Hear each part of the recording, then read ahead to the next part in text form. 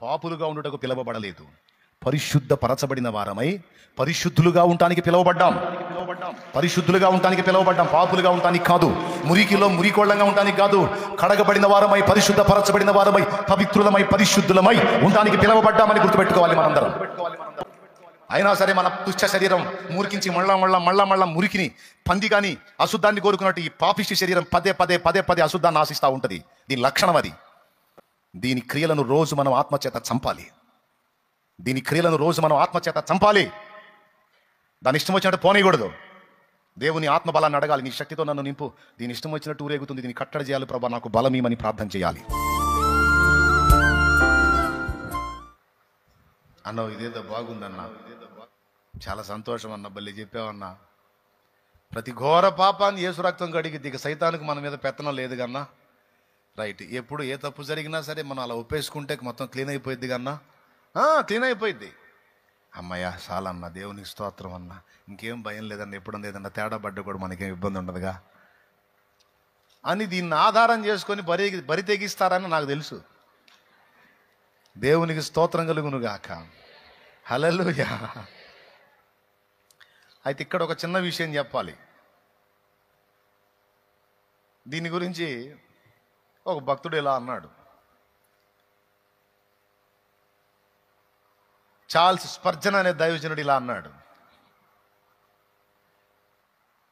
దేవుని ఎదుట మనం అపరాధం చేసినప్పుడు పదే దేవుని సంబంధమైన మనం అపరాధములు చేస్తూ ఉన్నప్పుడు, వినండి బాగా అర్థం చేసుకోవడానికి ట్రై చేయండి.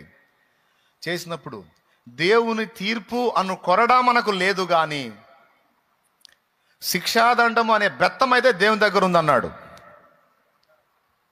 ఏమన్నా అర్థమైందా మీకు? దేవుని కఠినమైన తీర్పు అనే కొరడా అయితే లేదు, కానీ శిక్షాదండం అనే బెత్తం అయితే ఉంది. పచ్చడైద్దని అర్థం అన్నమాట. ఏది పచ్చడైద్దో అర్థం చేసుకోండి. ఇక సీటు పచ్చడైద్దని అర్థం. దేవునికి స్తోత్రం కలుగునుగాక. హల్లెలూయా. పిల్లల్ని ఖచ్చితంగా మనం మెల్ల తీసుకున్నప్పుడు ఎక్కడ కొడతాం? ఎక్కడ కొట్టినా ఇబ్బంది. అందుకని కరెక్ట్గా ఒక పాయింట్లో వాడు ఇటుంటే ఈ వెనక్కి తిప్పి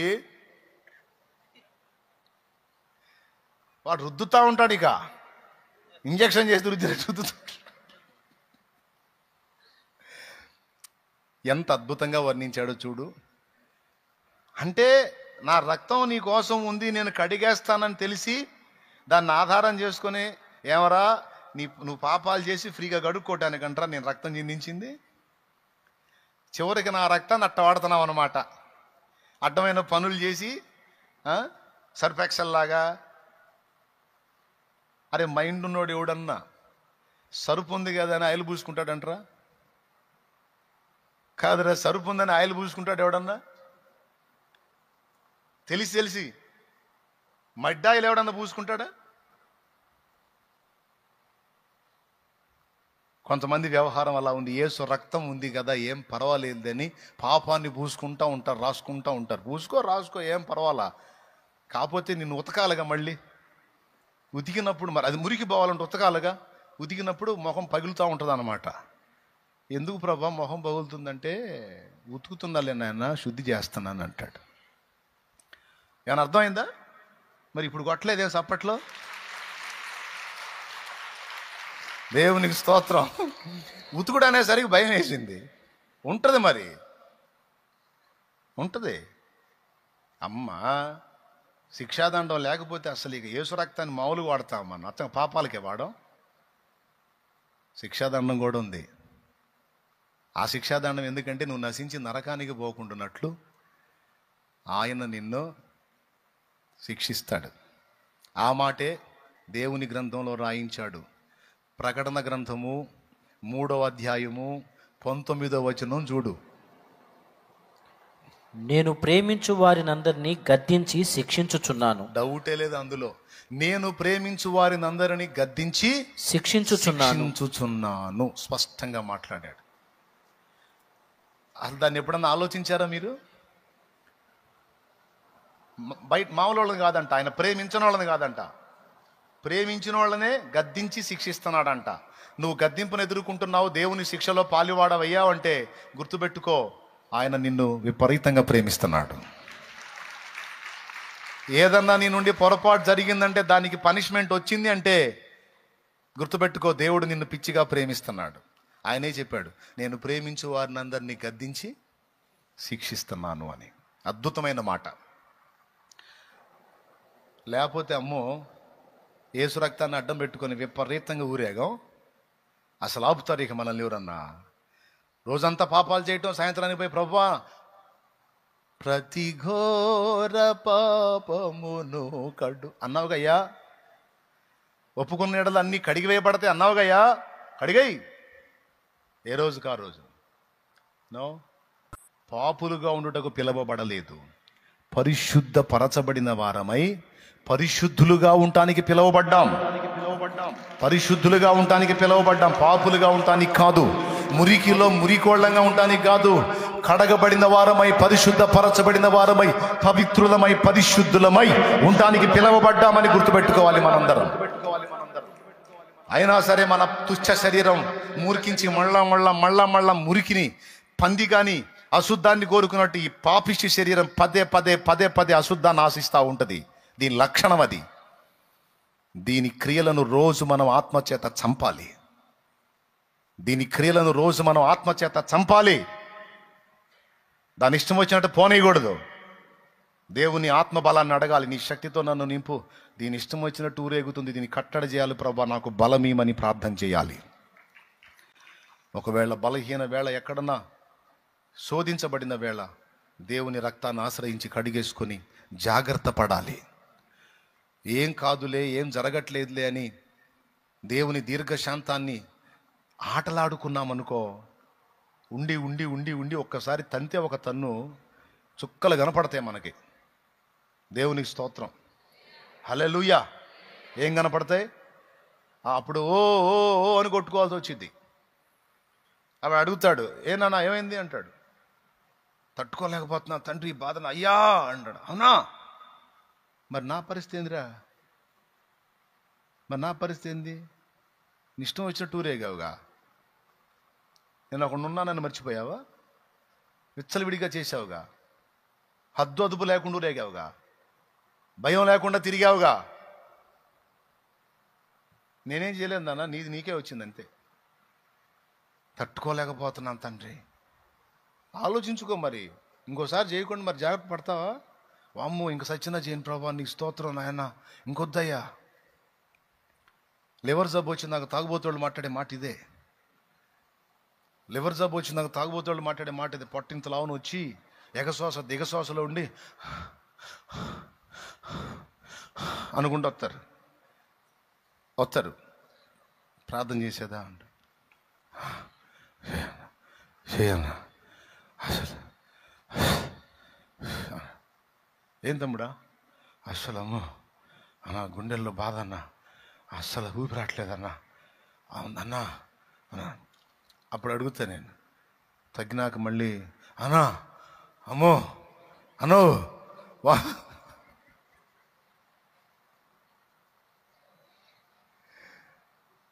గందరగోళం అయిపోతారు. మర్యాదగా మారితే సరి, లేకపోతే అట్లా అనిపిస్తాడు. సైలెంట్గా వెళుతున్నావు కదరా బాంబులు అనుకుంటున్నారా? కానీ నేను చెప్పేది వాస్తవం. మంపు దిగకపోతే ఎలా దించాలో తెలుసు దేవుడికి బాగా. కాస్త కూస్త అనుభవించి చెబుతున్నాం సలహాలు, అనుభవాలు లేకుండా చెప్పట్లా. ఒక పక్కన దించి ఏందనుకున్నా మరి, అనుభవాలు లేకుండా చెప్పట్లా, కాస్త కూస్త అనుభవాలు గడించి మంపు దిగి. దేవునికి స్తోత్రం. ఆటలాడొద్దు యేసు రక్తముతో, ఆటలాడొద్దు దేవుని ప్రేమతో, ఆటలాడొద్దు దేవుని కృపతో, నిరర్థకం చేయొద్దు దేవుని కృపని. గుండెల్లో భయం ఉండాలి. నేను ఎందుకు పిలువబడ్డాను? పాపిగా ఉండటానికి పిలువబడ్డానా? పాపంలో ఉండటానికి పిలువబడ్డానా? పరిశుద్ధంగా ఉండటానికి పిలువబడ్డానా? పరిశుద్ధుడిగా పరిశుద్ధాలిగా ఉండటానికి పిలువబడ్డానా? దేనికోసం పిలువబడ్డాను నేను అని గ్రహింప మనం కలిగిన వారమై, జాగరూకులమై మనం మసలుకోవాలి. ప్రభు రాకడా ఎప్పుడో తర్వాత, ఎప్పుడు పోతామో తెలియదు. ఆయన రాకడ సంగతి తర్వాత, ముందు ఎప్పుడు పోతామో తెలియదు. పోయేటప్పుడు ఏ క్షణాన నా ఊపిరి పోయిద్దో నాకు తెలియదు కనుక పరిశుద్ధురాలుగా కన్ను మూయాలి, పరిశుద్ధుడుగా కన్ను మూయాలి. మరణానికి వయో పరిమితి లేదు, బాలుడు యవనుడు వృద్ధుడు అన్న భేదం లేదు, నిండు చోళాలు, ఈ మధ్యనే జాబ్ వచ్చింది, మొన్ననే పెళ్ళైందన్న భేదాలు చావుకులేవు. పాపం మొన్ననేగా పెళ్ళయింది, కొద్దిగా ఆగుద్దాంలే అని సావు అనుకోదు. పెళ్ళికి పోయి వస్తా కూడా పోయిన వాళ్ళు ఉన్నారు. మొన్ననేగా జాబ్ వచ్చింది, పాపం ఉద్యోగం చేయనిచ్చి తిద్దాంలే అనుకోదు సావు. అరే యవనస్తుడు కదా, కాస్త లోకాన్ని అనుభవించని అనుకోదు. పసి బిడ్డని లేదు, పండు ముసలి అని లేదు, నిండు చోళాలని లేదు, యవనస్తురాలని లేదు, పెళ్లి జంటని లేదు, జాబ్ వచ్చిందని లేదు, రక్షణ పొందాడని లేదు, రక్షణ పొందలేదని లేదు. ఎప్పుడు ఎవరికి ఎక్కడ ఎలా సంప్రాప్తమైద్దో తెలియదు గనక నీకు నాకు మొత్తానికి చెప్తున్నాడు దేవుడు, జాగ్రత్త, నా రాక నీ పోక రెండు నీకు తెలియదు గనక అది జరిగినప్పుడు, రాక జరిగినప్పుడు ఎత్తబడే గుంపులో ఉండేటట్టు నీవు జాగ్రత్తగా నీ భక్తిని, విశ్వాసాన్ని, ఆత్మీయతను కాపాడుకోవాలి. నీ పోకడ జరక్క ముందే, ఎప్పుడు నిన్ను పిలుస్తానో తెలియదు గనక, ఏ గడియలో నీకు పిలుపు వచ్చిద్దో తెలియదు గనక, నా పిలుపు నీకు రాకమునిపే నువ్వు మారు మనసుకు తగిన ఫలం ఫలిస్తూ జాగ్రత్తగా నువ్వు కాచుకుంటూ ఉండాలి. నీ దీపం వెలుగుతూ ఉండాలి, నీ నడుము కట్టుకొని ఉండాలి, సిద్ధంగా ఉండాలని నా దేవుని వాక్యం అనేక చోట్ల నొక్కి వక్కాణిచ్చింది. తమ్ముడు, చెల్లి, నా ప్రభువుకే మహిమ కలుగును గాక. హల్లెలూయా. అందుకనే ఎప్పటికప్పుడు మనల్ని మనం జాగ్రత్త చేసుకోవాలి. ఏదన్నా తెలిసి తెలియని అతిక్రమం జరిగితే దేవుని ముందు ఒప్పుకొని, ఏ రోజుకి ఆ రోజు ఒప్పుకొని సరిదిద్దుకొని, దేవుడు క్షమించాడని నమ్మి మళ్ళా దాని జోలికి పోకుండా పోరాడాలి. నిన్ను ఎట్లనన్నా మళ్ళా చెరబాట చూస్తాయి, లొంగకూడదు, తప్పించుకు తిరగాలి. ఈ లోకంలో ఉన్నంత వరకు నీ వంతు పోరాటం నువ్వు చేయాలి. దేవుడు అది గమనిస్తాడు. పోరాడుతున్నాడా, పోరాటం ఆపాడా? పాపానికి వ్యతిరేకంగా పోరాడుతుందా, పోరాటం ఆపేసి రాజీ పడిందా? రాజీ పడితే తప్పదు కోటింగ్. పోరాడుతున్నంత వరకు నీ పక్షాన దేవుడు ఉంటాడు. అర్థమైతే గట్టి కూడా, నువ్వు పోరాడినంత వరకు, పరిశుద్ధ జీవితం కోసం పోరాడినంత వరకు, పాపానికి వ్యతిరేకంగా పోరాడినంత వరకు నా దేవుని హస్తం నీకు తోడుగానే ఉంటుంది. అందరూ లైవ్లో ఉన్నవాళ్ళు కూడా వినండి జాగ్రత్తగా. సంఘములోనికి మనం చేర్చబడిన తర్వాత మన పక్షమున దేవుని విజ్ఞాపనలు జరుగుతాయని చెప్పాను. దేనికోసం విజ్ఞాపన జరిగిద్ది అంటే, మొట్టమొదటిది మన భద్రత దృష్ట్యా విజ్ఞాపన జరిగిద్ది. రెండవది మన అవసరతలు తీర్చబడ దృష్ట్యా విజ్ఞాపన జరిగిద్ది. మూడవది మన అతిక్రమముల పరిహారార్థమై విజ్ఞాపన జరిగిద్ది. అర్థమైందా? మన పాప పరిహారం కోసం తండ్రి అతను చెప్పింది నిజమే, అయినా నా బిడ్డ నా ముందు ఒప్పుకుంది తన పాపాలు, ఇదిగో అందుకొరకే నేను వెల చెల్లించాను కదా, ఈ రక్తమును బట్టి నా బిడ్డని విడిచిపెట్టు అంటే, ఆయన రక్తమును బట్టి మన అతిక్రమములన్నీ కడిగి వేయబడతాయి.